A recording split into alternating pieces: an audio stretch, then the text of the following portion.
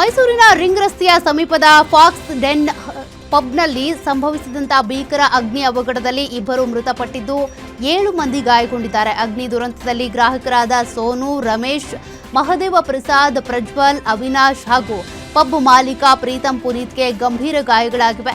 ಪಬ್ನಲ್ಲಿ cylinder ಸ್ಫೋಟಗೊಂಡಿದ್ದೇ ಈ ದುರಂತಕ್ಕೆ ಕಾರಣವಾಗಿದ್ದು, ಸಿಲಿಂಡರ್ ಸ್ಫೋಟದ ನಂತರ ಕಟ್ಟಡದಲ್ಲಿ ದಟ್ಟ ಹೊಗೆ ಆವರಿಸಿಕೊಂಡಿತ್ತು. ಪ್ರಾಣಾಪಾಯದಿಂದ ಪಾರಾಗೋದಕ್ಕೆ ಕೆಲವರು ಮೇಲಂತಸ್ತಿನಿಂದ ಜಿಗಿದು ಪ್ರಾಣ ಉಳಿಸಿಕೊಳ್ಳುವುದಕ್ಕೆ ಯತ್ನಿಸಿದ್ರು. ಸ್ಥಳಕ್ಕೆ ಅಗ್ನಿಶಾಮಕ ದಳ ಸಿಬ್ಬಂದಿ ಭೇಟಿ ನೀಡಿ ಬೆಂಕಿಯನ್ನ ನಂದಿಸಿದ್ದಾರೆ.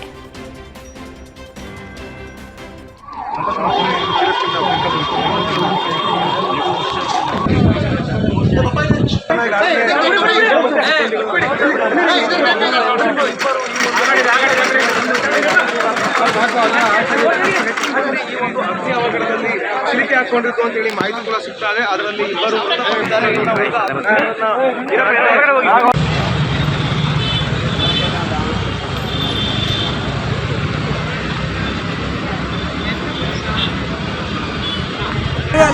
ಅದೇ ಸೇಫ್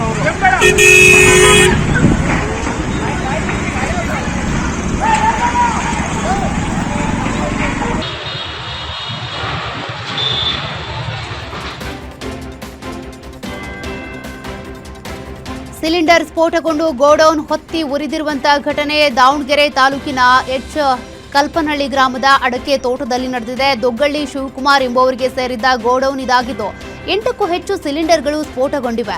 ಇನ್ನು ಸಿಲಿಂಡರ್ ಸ್ಫೋಟದಲ್ಲಿ ಅನಿಲ್ ಸೇರಿದಂತೆ ಇಬ್ಬರಿಗೆ ಗಂಭೀರ ಗಾಯಗಳಾಗಿದ್ದು ಸ್ಥಳೀಯ ಆಸ್ಪತ್ರೆಗೆ ದಾಖಲು ಮಾಡಲಾಗಿದೆ. ಇನ್ನು ಸ್ಥಳಕ್ಕೆ ಅಗ್ನಿಶಾಮಕ ಸಿಬ್ಬಂದಿ ಆಗಮಿಸಿ ಬೆಂಕಿ ನಂದಿಸುವಲ್ಲಿ ಯಶಸ್ವಿಯಾಗಿದ್ದಾರೆ.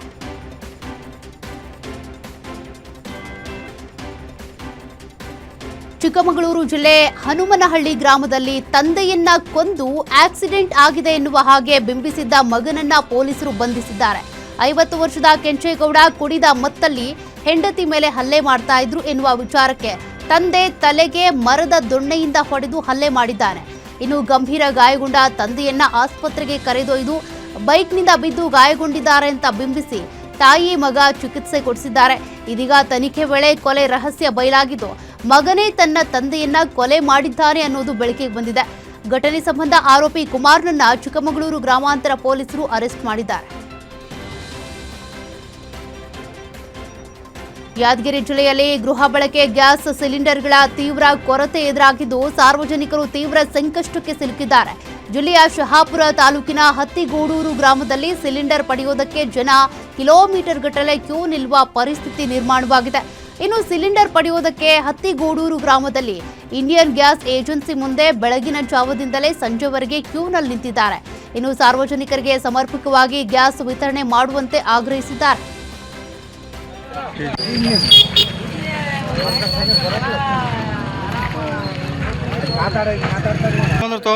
ತೊಗೊಂಬರ್ತೀವಿ. ಒಂದಿಂದ ಮಾತಲ್ಲ, ಇದು ಎಷ್ಟು ದಿನದ ಕೇಳ್ರಿ. ಇದು ಎಷ್ಟಾವ ನೋಡ್ರಿ, ಇರೋದು 300 ಗ್ಯಾಸ್ ಅವ. ಇಲ್ಲಿ ಬಂದಿರೋ 1000 ಮಂದಿ ಬಂದರು.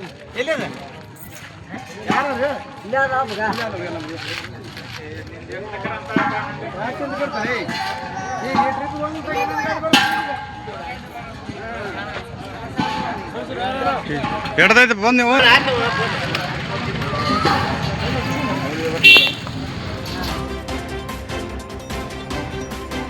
ಗ್ಯಾರಂಟಿ ಯೋಜನೆ ಪರಿಷ್ಕರಣೆ ವಿಚಾರಕ್ಕೆ ಸಂಬಂಧಪಟ್ಟಂತೆ ಸಿಎಂ ಡಿಕೆ ಶಿವಕುಮಾರ್ ಪ್ರತಿಕ್ರಿಯೆ ಕೊಟ್ಟಿದ್ದಾರೆ. ಬೆಂಗಳೂರಿನಲ್ಲಿ ಮಾತನಾಡಿದ ಅವರು, ಯಾರೇನೇ ಹೇಳಿದ್ರು ನಾವು ಗ್ಯಾರಂಟಿಯನ್ನ ನಿಲ್ಲಿಸೋದಿಲ್ಲ. ಯಾರದ್ದೋ ಅಕೌಂಟ್ಗಳಿಗೆ ಹಣ ಹೋಗ್ತಾ ಇದೆ. ಗ್ಯಾರಂಟಿ ಪಡೆಯುತ್ತಿರುವವರ ವಿವರ ಬೇಕು. ಹಾಗಾಗಿ ಗ್ಯಾರಂಟಿ ಪರಿಷ್ಕರಣೆ ಮಾಡಿದ್ದೇವೆ. ಯಾರಿಗೂ ಯಾವ ಕಾರಣಕ್ಕೂ ಗ್ಯಾರಂಟಿ ನಿಲ್ಲಿಸೋದಿಲ್ಲ. ಗ್ಯಾರಂಟಿ ನಿಲ್ಲಿಸೋದು ನಮ್ಮ ಕಾರ್ಯಕ್ರಮ ಅಲ್ಲ. ನಾವು ಕೊಟ್ಟಿರುವ ಗ್ಯಾರಂಟಿ ಇಡೀ ದೇಶಕ್ಕೆ ಮಾದರಿಯಾಗಿದೆ ಅಂತ ಹೇಳಿದರು. ನಮಗೆ ನೇರವಾಗಿ ಕರೆಕ್ಟಾಗಿ ಅವ್ರ ಅಕೌಂಟ್ಗೆ ದುಡ್ಡು ಹೋಗಿ ವಿರೋಧ ಪಾರ್ಟಿಯವ್ರು ಇರೋದೇ ಟೀಕೆ ಮಾಡೋಕ್ಕೆ. ವಿರೋಧ ಪಾರ್ಟಿಯವರು ಏನೇ ಒಳ್ಳೇದು ಮಾಡಿದ್ರು ಅದನ್ನು ತಡೆಯೋಕ್ಕೆ ಇರೋದು. ಅವರೇನು ಒಳ್ಳೇದಕ್ಕೆ ಏನಿಲ್ಲ. ಅವರು ನನಗೆ ಗೊತ್ತಿದೆ. ಅದು ಅವ್ರ ಕೈಯಲ್ಲಿ ಮಾಡೋಕ್ಕಾಗದೇ ಹೋದ ಕೆಲಸಗಳನ್ನೆಲ್ಲ ನಾವು ಮಾಡ್ತಾಯಿದ್ದೀವಿ. ಗ್ಯಾರಂಟಿನ ನಾವು ವಾಪಸ್ಸು ಯಾರು ಕರೆಕ್ಟು ಫೋಟೋಸು ಐಡೆಂಟಿಫಿಕೇಷನ್ ಬೇಕು. ಆಗ ಏನೋ ತರಾತುರಿಲಿ ಕೆಲವರೆಲ್ಲ ಯಾರ್ದೋ ಫೋನ್ ನಂಬರ್ ಕೊಟ್ಬಿಟ್ಟಿದ್ದಾರೆ, ಯಾರ್ದೋ ಅಕೌಂಟ್ಗೆ ದುಡ್ಡು ಹೋಗ್ತಾ ಇದೆ. ನಮಗೆ ನೇರವಾಗಿ ಕರೆಕ್ಟಾಗಿ ಅವ್ರ ಅಕೌಂಟ್ಗೆ ದುಡ್ಡು ಹೋಗಬೇಕು. ಯಾರ್ಯಾರೋ ಡ್ರಾ ಮಾಡ್ತಾ ಇದ್ದಾರೆ. ಅದೆಲ್ಲ ನಮ್ಮ ಹತ್ರ ಎಲ್ಲ ದಾಖಲೆ ಇದೆ. ಆಮೇಲೆ ಕರ್ನಾಟಕದವ್ರಿಗೆ ನಾವು ಈ ಗ್ಯಾರಂಟಿ ಕೊಡ್ತಾ ಇರೋದು, ಹೊರಗಡೆ ರಾಜ್ಯದವ್ರಿಗೆ ಗ್ಯಾರಂಟಿ ಕೊಡ್ತಾ ಇಲ್ಲ. ಬಸ್ಸಲ್ಲಿ ಕರೆಂಟು ಕೂಡ ಕರ್ನಾಟಕ ರಾಜ್ಯದಲ್ಲಿ ಯಾರು ಓಟ್ ಇದೆ ಅವ್ರಿಗೆ ಕೊಡಬೇಕು. ಓಟ್ ಇಲ್ಲದೆ ಹೋದವ್ರಿಗೆ ಯಾರು ಕೊಡ್ಬೇಕು? ಯಾಕೆ ಕೊಡ್ಬೇಕು ನಾವು? ಹಾಂ, ಸೊ ನಾವು ಇಲ್ಲಿ ಯಾರಿದ್ದಾರೆ ಅವ್ರಿಗೆಲ್ಲ ಉಪಯೋಗ ಮಾಡಬೇಕು. ಈಗಾಗಲೇ ಕ್ಯಾಬಿನೆಟಲ್ಲಿ ಬಸ್ ಅವ್ರಿಗೆಲ್ಲ ಒಂದು ಐಡೆಂಟಿಫಿಕೇಷನ್ ಕಾರ್ಡ್ ಕೊಡಬೇಕು ಅಂತ ತೀರ್ಮಾನ ಮಾಡಿದ್ದೀವಿ. ಹಿಂದೆನೇ ತೀರ್ಮಾನ ಮಾಡಿದ್ವಿ, 3 ತಿಂಗಳಿಂದನೇ. ಆ ಪ್ರೊಸೀಜರು ನಡೀತಾ ಇದೆ. ಸೊ ಅದನ್ನು ಸ್ಟ್ರೀಮ್ಲೈನ್ ಮಾಡ್ತೀವಿ ಅಷ್ಟೇ. ಯಾರಿಗೂ ಯಾವ ಕಾರಣಕ್ಕೂ ಗ್ಯಾರಂಟಿ ನಿಲ್ಲಿಸೋದಿಲ್ಲ. ನಿಲ್ಲಿಸೋದು ನಮ್ಮ ಕಾರ್ಯಕ್ರಮ ಅಲ್ಲ. ನಾವು ಇಡೀ ದೇಶಕ್ಕೆ ಮಾದರಿ. ನಮ್ಮ ಗ್ಯಾರಂಟಿ ಇಡೀ ದೇಶಕ್ಕೆ ಮಾದರಿ. ಮಹಾರಾಷ್ಟ್ರ ಅವ್ರು ತೊಗೊಂಡ್ರು, ಮಧ್ಯಪ್ರದೇಶ ಅವ್ರು ತೊಗೊಂಡ್ರು, ತಮಿಳ್ನಾಡವ್ರು ತೊಗೊಂಡ್ರು, ಆಂಧ್ರ ಪ್ರದೇಶ ಅವ್ರು ತೆಗೆದುಕೊಂಡ್ರು, ಬೇರೆ ಬೇರೆ ಯಾವ್ಯಾವ ರಾಜ್ಯ ಎಲೆಕ್ಷನ್ಗೆ ಹೋಯ್ತು ಅವರೆಲ್ಲ ನಮ್ಮ ಗ್ಯಾರಂಟಿನೇ ತೆಗೆದುಕೊಂಡ್ರು. ಏಕೆಂದರೆ ಬೆಲೆಗಳೆಲ್ಲ ಗಗನಕ್ಕೆ ಹೋಯ್ತು, ಆದಾಯ ಎಲ್ಲ ಪಾತಾಳಕ್ಕೆ ಹೋಯ್ತು. ಈಗೂ ಎಲ್ಲದಕ್ಕೂ ಆದಾಯ ಪಾತಾಳಕ್ಕೆ ಹೋಗ್ತಾ ಇದೆ. ಈ ಸಂದರ್ಭದಲ್ಲಿ ಗ್ಯಾರಂಟಿ ಯಾರಿಗೂ ನಿಲ್ಲಿಸಲ್ಲ. ಬಟ್ ಯಾರು ಕರೆಕ್ಟಾಗಿದ್ದಾರೆ ಅವ್ರು ತಲುಪಬೇಕು, ಅವ್ರು ಉಪಯೋಗಿಸ್ಕೊಳ್ಬೇಕು. ಕೆಲವ್ರು ಏನು ಮಾಡ್ತಾ ಇದ್ದಾರೆ, ಇದನ್ನು ಈ ಪೋಂಜಿ ಸ್ಕೀಮ್ಗೆ ಆ ದುಡ್ಡು ಹೋಗ್ತಾ ಇದೆ, ಮಿಸ್ಯೂಸ್ ಆಗ್ತದೆ. ನಾವು ಬದುಕಲಿ ಅಂತ ಕೊಟ್ಟಿದ್ದೀವಿ. ಅವನು ಯಾವ ಸಾಲ ಕೊಟ್ಬಿಟ್ಟು ಅವನು 2%, 36% ಬಡ್ಡಿ ಕೊಡ್ತೀನಿ, 40% ಬಡ್ಡಿ ಕೊಡ್ತೀನಿ ಅಂತ ಅಂದ್ಬಿಟ್ಟು ಪ್ರತಿ ತಿಂಗಳು ಕಟ್ಸ್ಕೊತಾ ಇದ್ದಾರೆ. ಈಗ ಬೆಳಗಾಮಲ್ಲಿ ನೋಡೋದಲ್ಲ ನೀವೆಲ್ಲ, ದಾವಣಗೆರೆ ಗ್ಯಾರಂಟಿ ಯೋಜನೆ ಪರಿಷ್ಕರಣೆ ವಿಚಾರವಾಗಿ ಗೃಹ ಸಚಿವ ಪ್ರಿಯಾಂಕ್ ಖರ್ಗೆ ಕೂಡ ಪ್ರತಿಕ್ರಿಯೆ ಕೊಟ್ಟಿದ್ದಾರೆ. ಬೆಂಗಳೂರಿನಲ್ಲಿ ಮಾತನಾಡಿದ ಅವರು, ಯಾವುದೇ ಕಾರಣಕ್ಕೂ ಗ್ಯಾರಂಟಿಗಳನ್ನು ನಿಲ್ಲಿಸ್ತಿಲ್ಲ, ಬದಲಾಗಿ ಅರ್ಹರಿಗೆ ತಲುಪಿಸುವಂತ ದೃಷ್ಟಿಯಿಂದ ಪರಿಷ್ಕರಣೆ ಮಾಡಿದ್ದೇವೆ. ಈ ವಿಚಾರವಾಗಿ ಬಿಜೆಪಿ ಅವರಿಗೆ ಯಾಕೆ ಆತಂಕ, ಅವರಿಗೆ ಯಾಕೆ ಸಮಸ್ಯೆ ಅಂತ ತಿಳಿತಿಲ್ಲ. ಗ್ಯಾರಂಟಿಗಾಗಿ ನಾವು ಕೇಂದ್ರದ ಬಳಿ ಕೈ ಚಾಚಿಲ್ಲ, ಕೇಂದ್ರದಿಂದ ಬರಬೇಕಾದ ಪಾಲು ಕೇಳಿದ್ದೇವೆ. ನಾವು ತೆರಿಗೆ ಕಟ್ತೇವೆ, ಹಾಗಾಗಿ ಅದಕ್ಕೆ ತಕ್ಕಂತೆ ಫಲ ಕೊಡಿ ಅಂತ ಕೇಳಿದ್ದೇವೆ ಅಂದ್ರು. ಅರೆ ಗ್ಯಾರಂಟಿಗಳು ಕೊಡೋದು ನಾವು ಕೇಳಿದೀವೇನ್ರಿ? ಗ್ಯಾರಂಟಿಗಳು ಕೊಡಲಿಕ್ಕೆ ನಾವು ರಾಜ್ಯ ಸರ್ಕಾರ ಹತ್ರ ನಾವೇನು ಕೈ ಚಾಚಿದೀವಾ? ಕೇಂದ್ರ ಸರ್ಕಾರ ಹತ್ರ ನಾವು ಗ್ಯಾರಂಟಿಗಳನ್ನು ನಡೆಸಲಿಕ್ಕೆ ನಿರ್ಮಲಾ ಸೀತಾರಾಮನ್ ಅವರಿಗೆ, ಸಿದ್ದರಾಮಯ್ಯ ಸಾಹೇಬರಾಗಿರ್ಬೋದು, DK ಶಿವಕುಮಾರ್ ಸಾಹೇಬರಾಗಿರ್ಬೋದು, ಯಾವತ್ತಾನ ನಾವು ಮನವಿ ಮಾಡ್ಕೊಂಡಿದ್ದೀವಾ? ಕೇಂದ್ರ ಪುರಸ್ಕೃತ ಯೋಜನೆಗಳಿಗೆ ನಮ್ಮ ಪಾಲನ್ನು ಕೊಡಿ ಅಂತ ಕೇಳ್ತಾ ಇರೋದು. ನಾವೇನು ತೆರಿಗೆ ಕೊಡ್ತಾ ಇದ್ದೀವಿ ಅದಕ್ಕೆ ತಕ್ಕಂತೆ ನಮಗೆ ಫಲ ಕೊಡಿ ಅಂತ ಇರೋದು. ನಮ್ಮ ಶ್ರಮಕ್ಕೆ ಬೆಲೆ ಕಟ್ಟಿ ಅಂತ ಇರೋದು ಹೊರತು ನಾವು ಗ್ಯಾರಂಟಿಗೆ ದುಡ್ಡು ಕೇಳ್ತಾ ಇಲ್ಲ. ಮತ್ತು ನೀವು ಇಷ್ಟೆಲ್ಲ ಹೇಳ್ತಾ ಇರೋರು ಆಂಧ್ರ ಪ್ರದೇಶಿಗೆ ಯಾಕೆ ಹೇಳ್ತಾ ಇಲ್ಲ? 10-15 ಲಕ್ಷ ಕೋಟಿ ರೂಪಾಯಿ ಅವ್ರದ್ದು ಬಾಕಿ ಇರೋದು, ಕೊಡಬೇಕಾಗಿರೋದು. ಮಹಾರಾಷ್ಟ್ರದಲ್ಲಿ ಲಾಡ್ಲಿ ಬೆನ್ ನಿಲ್ಲಿಸ್ಬಿಡಿ, ಯಾರು ಬೇಡ ಅಂದಿದ್ದಾರೆ? ಗುಜರಾತ್ನಲ್ಲಿ ಕೊಡ್ತಾ ಇದ್ದೀರಾ, ಮಧ್ಯಪ್ರದೇಶದಲ್ಲಿ ಕೊಡ್ತಾ ಇದ್ದೀರಲ್ಲ, ಅವೆಲ್ಲ ನಿಲ್ಲಿಸಿ. UPನಲ್ಲಿ ಎಷ್ಟು ಸಬ್ಸಿಡಿ, ಎಷ್ಟು ಫ್ರೀ ಬೀಸ್ ಕೊಡ್ತಾ ಇದ್ದೀರಾ? ನೀವು ಕೊಟ್ಟರೆ ಮಾಸ್ಟರ್ ಸ್ಟ್ರೋಕು, ನಾವು ಕೊಟ್ಟರೆ ತೊಂದರೆನಾ ನಿಮಗೆ? ಆಮೇಲೆ ಗ್ಯಾರಂಟಿಗೋಸ್ಕರ ಯಾವತ್ತು ನಾವು ಕೈ ಚಾಚಿದ್ದೀವಪ್ಪ? ಕೇಂದ್ರ ಸರ್ಕಾರದಿಂದ ಏನು ನಮ್ಗೆ ಬರಬೇಕಾಗಿರೋದು ಅದು ನ್ಯಾಯಯುತವಾಗಿ ಕೊಟ್ಟರೆ ಸಾಕಾಗಿದೆ ನಮಗೆ. ಎಲ್ಲಿ ಕೊಡ್ತಾ ಇದ್ದಾರೆ? ಎಲ್ಲಿ ಕೊಡ್ತಾ ಇದ್ದಾರೆ ಸ್ವಾಮಿ? ನಾವು 100 ರೂಪಾಯಿ ಕೊಟ್ಟರೆ 13 ರೂಪಾಯಿ ಅಷ್ಟೇ ವಾಪಸ್ ಬರ್ತಾ ಇರೋದು. UPಗೆ 300 ರೂಪಾಯಿ ಹೋಗ್ತಾ ಇದೆ, ಮಧ್ಯಪ್ರದೇಶಿಗೆ 300 ರೂಪಾಯಿ ಹೋಗ್ತಾ ಇದೆ. ಅವ್ರಿಗೆ ಕೊಡಬೇಡಿ ಅಂತ ಇಲ್ಲ. ನಮ್ದೇನು 13 ರೂಪಾಯಿ ಇದೆ, ಒಂದು ಮಾಡಿ 30 ರೂಪಾಯಿ ಮಾಡಿ. ಅದರಿಂದ ನಾವೇನು ಮಾಡ್ತೀವಿ? ಒಳ್ಳೆ ಇನ್ಫ್ರಾಸ್ಟ್ರಕ್ಚರ್ ಕಟ್ಟಿಸ್ತೀವಿ, ಉದ್ಯೋಗ ಅವಕಾಶವನ್ನು ಕಲ್ಪಿಸ್ಕೊಡ್ತೀವಿ. ಇವತ್ತು ದೇಶದ ಆರ್ಥಿಕ ಪರಿಸ್ಥಿತಿ ಸುಧಾರಣೆ ಆಗ್ತಿದೆ ಅಂದರೆ ಅದು ನಾವೇ ಕಾರಣ ಅಲ್ಲ, ಕನ್ನಡಿಗರೇ ಕಾರಣ ಅಲ್ಲ. UP ಮತ್ತು ಮಧ್ಯಪ್ರದೇಶದಿಂದ ಏನು ಬರ್ತಾ ಇದೆ ಅಪ್ಪ ಹೇಳಿ ತೋರಿಸ್ಬಿಡಿ ನನಗೆ. ನೋಡಿ, ಭಾಳ ಸ್ಪಷ್ಟವಾಗಿ ಮಾನ್ಯ ಮುಖ್ಯಮಂತ್ರಿಗಳು ಹೇಳಿರೋದು, ಗ್ಯಾರಂಟಿ ಯೋಜನೆಗಳನ್ನು ನಿಲ್ಲಿಸ್ಬೇಕು. ಗ್ಯಾರಂಟಿ ಯೋಜನೆ ಪರಿಷ್ಕರಣೆ ವಿಚಾರವಾಗಿ ಸಚಿವ ಸತೀಶ್ ಜಾರಕಿಹೊಳಿ ಕೂಡ ಪ್ರತಿಕ್ರಿಯೆ ಕೊಟ್ಟಿದ್ದಾರೆ. ಬೆಂಗಳೂರಿನಲ್ಲಿ ಮಾತನಾಡಿದ ಅವರು, ಸಮಸ್ಯೆ ಇದೆ ಅಂತಾನೆ ಗ್ಯಾರಂಟಿ ಪರಿಷ್ಕರಣೆ ಮಾಡ್ತಿದ್ದೇವೆ. 1 ಲಕ್ಷ ಫಲಾನುಭವಿಗಳ ಕಡಿತದಿಂದ 200 ಕೋಟಿ ಉಳಿಸಬಹುದು. ಫಲಾನುಭವಿಗಳಿಗೆ ಯೋಜನೆಯ ಲಾಭ ಸರಿಯಾಗಿ ಸಿಗಬೇಕು. ಒಂದೇ ಮನೆಯಲ್ಲಿ 3 ಜನ ಫಲಾನುಭವಿಗಳು ಲಾಭ ಪಡ್ಕೊಳ್ತಿದ್ದಾರೆ. ಮನೆಗೆ ವಿದ್ಯುತ್ ಕೊಟ್ಟರೆ ವಾಣಿಜ್ಯ ಉದ್ದೇಶಕ್ಕೆ ಬಳಸ್ಕೊಳ್ತಿದ್ದಾರೆ. ಸರ್ಕಾರದ ದುಡ್ಡು ಸರಿಯಾಗಿ ಬಳಕೆ ಆಗಬೇಕು. ಅರ್ಜಿ ಬೇಗ ಕೊಟ್ಟಷ್ಟು ಬೇಗ ಸೌಲಭ್ಯ ಕೊಡ್ತೀವಿ ಎಂದರು. ನಮ್ಮ ದುಡ್ಡು ಸರಿಯಾಗಿ ಹೋಗ್ಬೇಕಲ್ಲ, ನಮ್ಮ ಉದ್ದೇಶ ಒಳ್ಳೆಯವ್ರಿಗೆ ಮುಟ್ಟಬೇಕಂತಿದೆ. ಇಲ್ದವ್ರಿಗೆ ದುಡ್ಡು ಕೊಟ್ಟು ಏನು ಮಾಡೋದು? ತಡ ಆಗ್ಬೋದ್ರೆ ಯಾರು ಇದ್ದವ್ರು ಅರ್ಜೆಂಟ್ ಮಾಡ್ತಾರೆ. ನಾಳೆ ಅರ್ಜಿ ಕೊಟ್ಟರೆ ನಾನು ಕೊಡ್ತೀವಿ. ನಾಳೆ ಕೊಡಲಿ, ಎಲ್ಲರೂ ಒಂದೇ ತಿಂಗಳಲ್ಲಿ ಕೊಡಲಿ, 10 ದಿವಸದಲ್ಲಿ ಕೊಡಲಿ.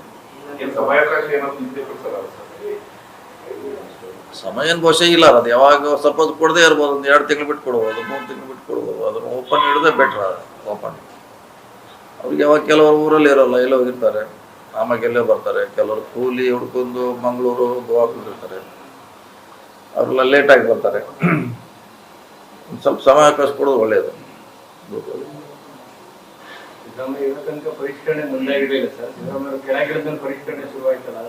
ಆವಾಗ ಅವ್ರಿಗೆ ಇತ್ತಲ್ಲ, ಅದು ಯಾವಾಗ ಹೇಳಿದ್ರು, ಒತ್ತಡ ಇತ್ತು ಅವ್ರಿಗೆ. ಅವರು ಮಾಡೋಣ ಸ್ಟೇಜ್ನಲ್ಲಿ ಬಂದಿದ್ರು, ಇನ್ನೇನು ಮಾಡ್ಬೇಕನ್ನೋ ಸ್ಟೇಜ್ನಲ್ಲಿ ಇದು ಬದಲಾವಣೆ ಆಯಿತು. ಅದನ್ನೇ ಈಗಿನ ಹೊಸ CM ಅವ್ರು ಕಂಟಿನ್ಯೂ ಮಾಡಿದಾರೆ ಅಷ್ಟೇ. ಏನಂದ್ರೆ ಜನರ ಭಾವನೆ ಇರೋದು, ನೀವು ಗ್ಯಾರಂಟಿ ಘೋಷಣೆ ಮಾಡಬೇಕಾದ್ರೆ ರೂಲ್ಸ್ಗಳು ಮಾಡಲಿಲ್ಲ, ಒಂದು ಕುಟುಂಬಕ್ಕೆ ಒಂದು ಈ ಥರದ್ದೇನು ಹೇಳಿಲ್ಲ.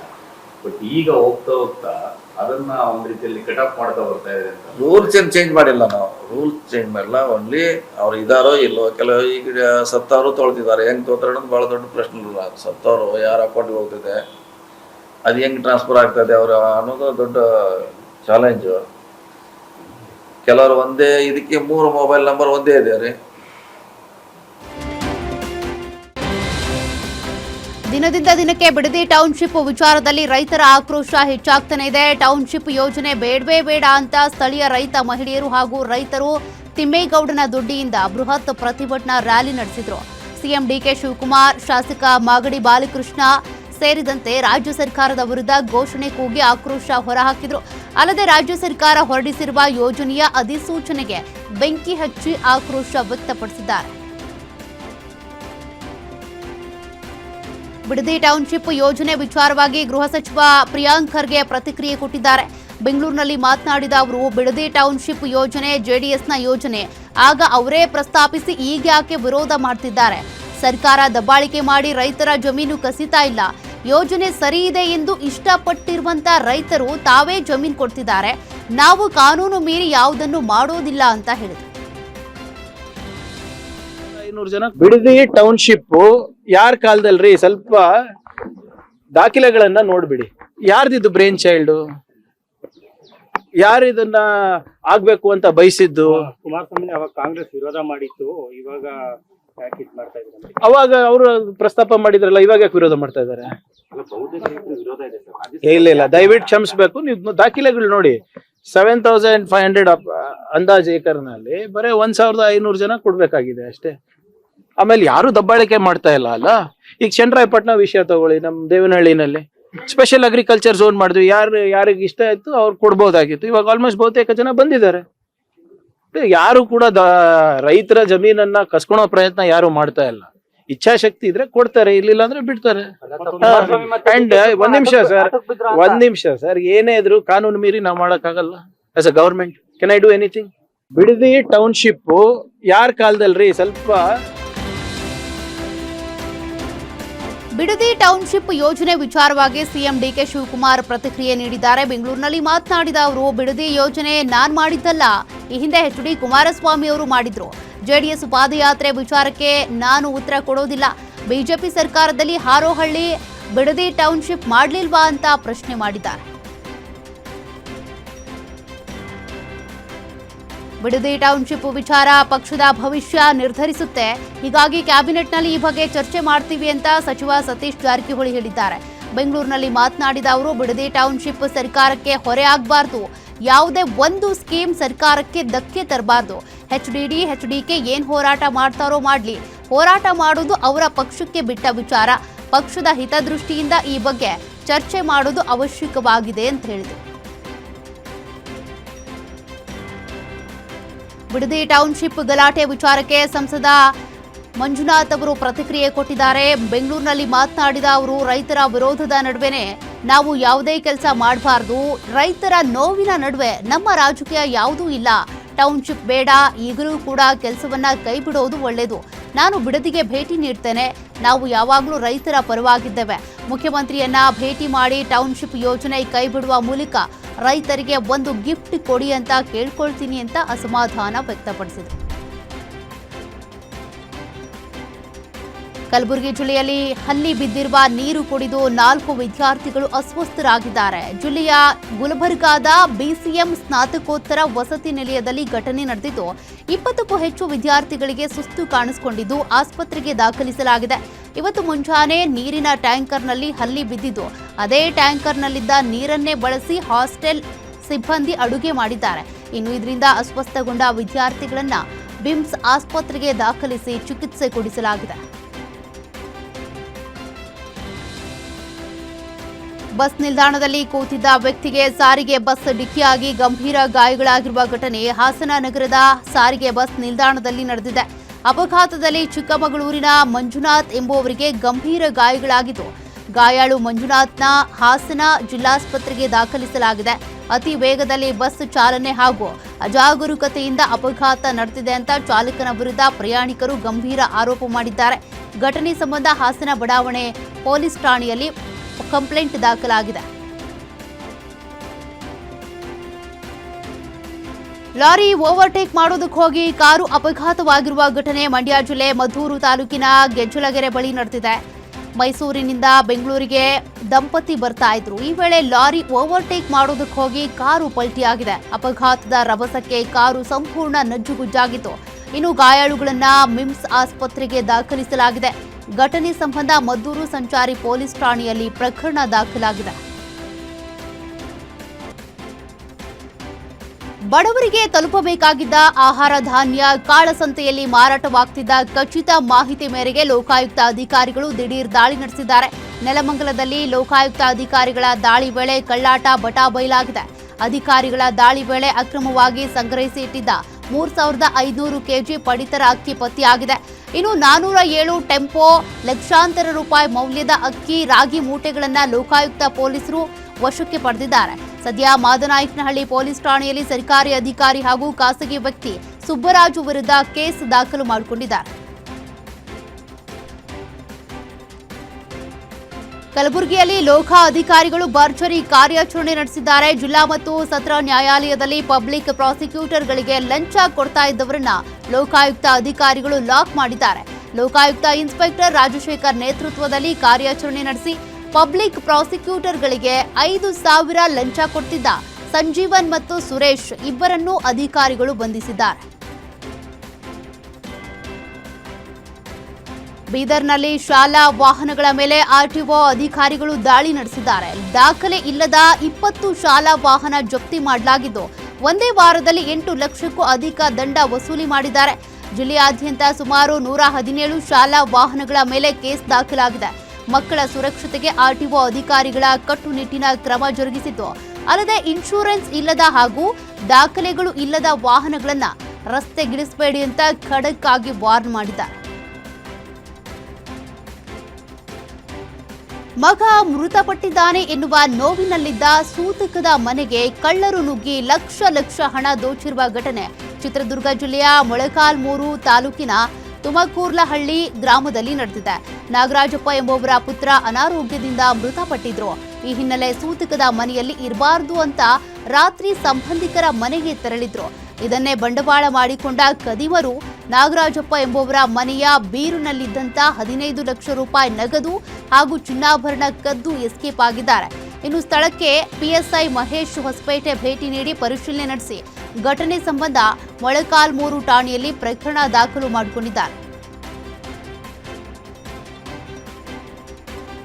ಕೋಲಾರದಲ್ಲಿ ವ್ಯಕ್ತಿ ಅಡ್ಡಗಟ್ಟಿ ಚಿನ್ನದ ಸರ ದರೋಡೆ ಮಾಡಿದಂತ ಇಬ್ಬರು ಕದಿಮರನ್ನ ಪೊಲೀಸರು ಹೆಡೆಮುರಿ ಕಟ್ಟಿದ್ದಾರೆ. ಕೆಜಿಎಫ್ನ ಅಂಡರ್ಸನ್ ಪೇಟೆಯ ಸರವಣ್ ಎಂಬುವರನ್ನ ಬೆದರಿಸಿ ದರೋಡೆ ಮಾಡಿದ್ದ ಸ್ಟೀಫನ್ ರಾಜ್ ಹಾಗೂ ರೆಕ್ಸಾನ್ ಬಿನ್ ಡಿಸಿಲ್ವಾ ಎಂಬುವರನ್ನ ದೂರು ದಾಖಲಾದ 9 ಗಂಟೆಯಲ್ಲೇ ಬಂಧಿಸಿದ್ದಾರೆ. ಇನ್ನು ಬಂಧಿತರಿಂದ 6.76 ಲಕ್ಷ ಬೆಲೆ ಬಾಳುವ 52 ಗ್ರಾಂ ಚಿನ್ನ ಹಾಗೂ 1 ದ್ವಿಚಕ್ರ ವಾಹನವನ್ನು ವಶಕ್ಕೆ ಪಡೆದಿದ್ದಾರೆ. ಘಟನೆ ಸಂಬಂಧ ಅಂಡರ್ಸನ್ ಪೇಟೆ ಪೊಲೀಸ್ ಠಾಣೆಯಲ್ಲಿ ಪ್ರಕರಣ ದಾಖಲಾಗಿದೆ.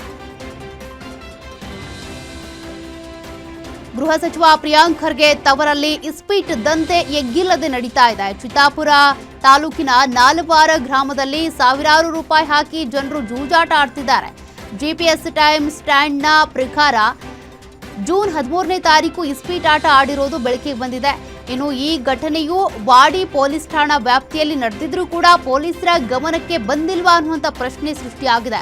ಜೂಜಾಟದ ವಿಡಿಯೋ ಸಾಮಾಜಿಕ ಜಾಲತಾಣಗಳಲ್ಲಿ ವೈರಲ್ ಆಗಿದೆ.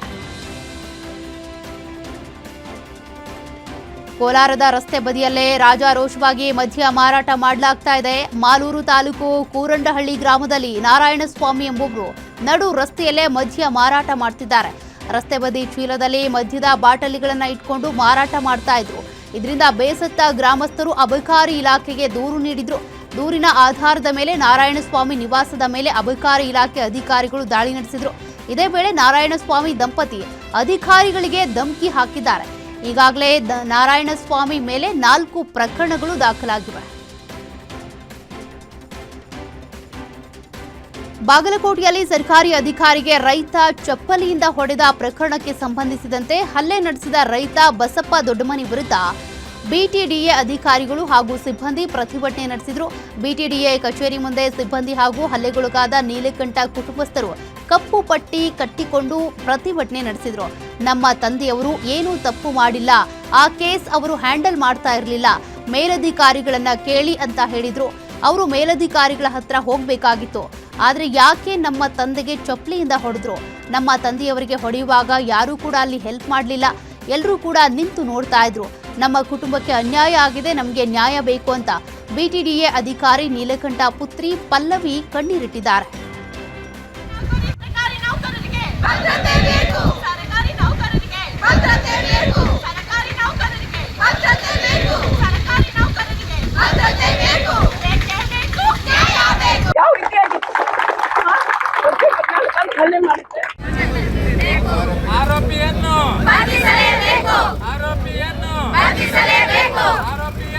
ನಮ್ ಸಪೋರ್ಟಿಗೆ ಅದಾರೆ. ಈಗ ಎಲ್ಲಾರ ಕಡೆಯಿಂದ್ರೂ ನಮಗ ನ್ಯಾಯ ಬೇಕಿದಕ್ಕ. ಅದು ಎದಕ್ಕಾತು?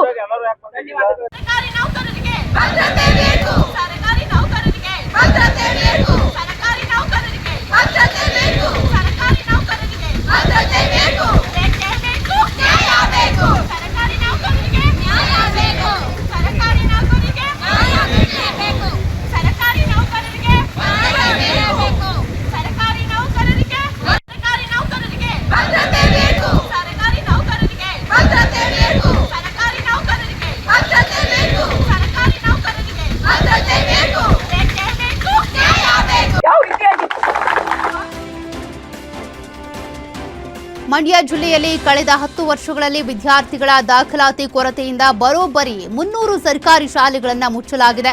ಕಳೆದ ವರ್ಷ 45 ಶಾಲೆಗಳು ಮುಚ್ಚಿದ್ರೆ ಈ ವರ್ಷ 50ಕ್ಕೂ ಹೆಚ್ಚು ಸರ್ಕಾರಿ ಶಾಲೆಗಳು ಮಕ್ಕಳ ಕೊರತೆಯಿಂದಾಗಿ ಬೀಗ ಹಾಕುವ ಹಂತಕ್ಕೆ ತಲುಪಿವೆ. ಪೋಷಕರು ತಮ್ಮ ಮಕ್ಕಳನ್ನ ಕನ್ನಡ ಮಾಧ್ಯಮ ಬದಲು ಖಾಸಗಿ ಇಂಗ್ಲಿಷ್ ಮಾಧ್ಯಮ ಶಾಲೆಗಳಿಗೆ ಸೇರಿಸುತ್ತಿದ್ದಾರೆ. ಅಲ್ಲದೆ ಸರ್ಕಾರಿ ಶಾಲೆಗಳಲ್ಲಿ ಡಿಜಿಟಲ್ ತರಗತಿಗಳು ಮತ್ತು ಸ್ಪರ್ಧಾತ್ಮಕ ವಾತಾವರಣದ ಕೊರತೆಯಿಂದಾಗಿ ಪೋಷಕರು ಖಾಸಗಿ ಶಿಕ್ಷಣ ಸಂಸ್ಥೆಗಳತ್ತ ಹೆಚ್ಚು ಒಲವು ತೋರ್ತಿದ್ದಾರೆ. ಇನ್ನು ಸರ್ಕಾರಿ ಶಾಲೆಗಳಿಗೆ ಬೀಗ ಬೀಳ್ತಿದ್ದಂತೆ ಸ್ಥಳೀಯ ಪ್ರಭಾವಿಗಳು ಆ ಶಾಲೆಗಳ ಜಮೀನು ಮತ್ತು ಆಸ್ತಿಯನ್ನ ಕಬಳಿಸುವುದಕ್ಕೆ ಪ್ರಯತ್ನಿಸಿದ್ದಾರೆ. ಈ ಹಿನ್ನೆಲೆ ಕನ್ನಡ ಶಾಲೆಗಳ ಉಳಿವಿಗಾಗಿ ಕನ್ನಡ ಪರ ಹೋರಾಟಗಾರರು ಬೀದಿಗಿಳಿದಿದ್ದಾರೆ. ಮಂಡ್ಯದಲ್ಲಿ ಸೇತುವೆ ದುರಸ್ತಿ ಮಾಡದೆ ಅಧಿಕಾರಿಗಳು ಮತ್ತು ಜನಪ್ರತಿನಿಧಿಗಳು ನಿರ್ಲಕ್ಷ್ಯ ತೋರಿದ್ದಾರೆ. ಅಧಿಕಾರಿಗಳ ನಿರ್ಲಕ್ಷ್ಯಕ್ಕೆ ಬೇಸತ್ತ ಗ್ರಾಮಸ್ಥರು ಶ್ರೀರಂಗಪಟ್ಟಣದ ರೈಲ್ವೆ ನಿಲ್ದಾಣದ ಬಳಿ ಇರುವಂತಹ ಹಳೆ ರೈಲ್ವೆ ಸೇತುವೆಯನ್ನ ಸ್ವತಃ ತಾವೇ ಸರಿಪಡಿಸಿದ್ದಾರೆ.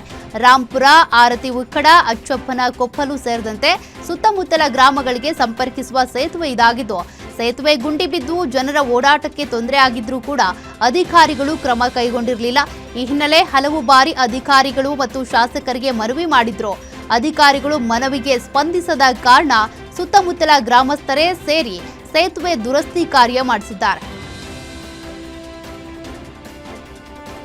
ಶಾರ್ಟ್ ಸರ್ಕ್ಯೂಟ್ನಿಂದ ಗುಡಿಸಲಿಗೆ ಬೆಂಕಿ ತಗುಲಿ ವೃದ್ಧ ಮೃತಪಟ್ಟಿರುವ ಘಟನೆ ದಾವಣಗೆರೆಯ ಚನ್ನಗಿರಿ ತಾಲೂಕಿನ ಬಸವಪಟ್ಟಣ ಪಕ್ಕದಲ್ಲಿರುವ ಶೃಂಗಾರಭಾಗು ತಾಂಡದಲ್ಲಿ ನಡೆದಿದೆ. ಶಾರ್ಟ್ ಸರ್ಕ್ಯೂಟ್ನಿಂದ ಗುಡಿಸಲಿನಲ್ಲಿ ಬೆಂಕಿ ಕಾಣಿಸಿಕೊಂಡಿದ್ದು, ಗುಡಿಸಲಿನಲ್ಲಿದ್ದಂಥ 65 ವರ್ಷದ ರೆಕ್ಯಾ ನಾಯ್ಕ್ ಸುಟ್ಟ ಗಾಯಗಳಿಂದ ಸಾವನ್ನಪ್ಪಿದ್ದಾರೆ.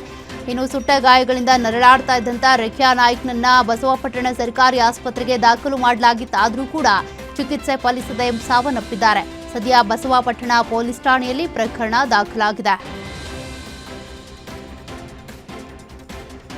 ಧರ್ಮಸ್ಥಳ ಹಾಗೂ ಧರ್ಮಾಧಿಕಾರಿಗಳ ವಿರುದ್ಧ ಷಡ್ಯಂತ್ರ ವಿಚಾರ ಪರಿಷತ್ ಸದಸ್ಯ ಸಿಟಿ ರವಿ ಮುಖ್ಯಮಂತ್ರಿ ಡಿಕೆ ಶಿವಕುಮಾರ್ಗೆ ಪತ್ರ ಬರೆದಿದ್ದಾರೆ. ಷಡ್ಯಂತ್ರ ನಡೆಸಿದವರ ವಿರುದ್ಧ ಸೂಕ್ತ ತನಿಖೆ ಆಗಬೇಕು. ಧರ್ಮಾಧಿಕಾರಿಗಳ ವಿರುದ್ಧ 200 ಕೋಟಿ ಸಂಘಟಿತ ಸಂಚು ನಡೆಸಿದ್ದಾರೆ. ಸಂಚು ನಡೆಸಿದವರ ವಿರುದ್ಧ ತನಿಖೆ ನಡೆಸುವುದಕ್ಕೆ ಸಿಬಿಐಗೆ ವಹಿಸಬೇಕು ಅಂತ ಬಹಿರಂಗ ಪತ್ರ ಬರೆದಿದ್ದಾರೆ. ಮಂತ್ರಾಲಯದಲ್ಲಿ ರಾತ್ರಿ ಸುರಿದ ಧಾರಾಕಾರ ಮಳೆಗೆ ರಾಯರ ಭಕ್ತರು ಪರದಾಡಿದ್ದಾರೆ. ತಡರಾತ್ರಿ ಸುರಿದ ಧಾರಾಕಾರ ಮಳೆಗೆ ಮಂತ್ರಾಲಯದ ಸುತ್ತಲೂ ಮಳೆ ನೀರು ಆವರಿಸಿತು. ಇದರ ಮಧ್ಯೆನೇ ಭಕ್ತರು ರಾಯರ ದರ್ಶನ ಪಡೆದುಕೊಂಡಿದ್ದಾರೆ. ಮಳೆ ಮಧ್ಯೆ ಪರದಾಡ್ತಾ ಇದ್ದಂಥ ಭಕ್ತರಿಗೆ ಅನುಕೂಲ ಆಗುವ ನಿಟ್ಟಿನಲ್ಲಿ ಶ್ರೀಮಠದವರು ಕ್ರಮ ಕೈಗೊಂಡಿದ್ದು, ಶ್ರೀಮಠದ ಕಲ್ಯಾಣ ಮಂಟಪದಲ್ಲಿ ಭಕ್ತರಿಗೆ ವಸತಿ ವ್ಯವಸ್ಥೆ ಮಾಡಿಕೊಟ್ಟಿದ್ದಾರೆ.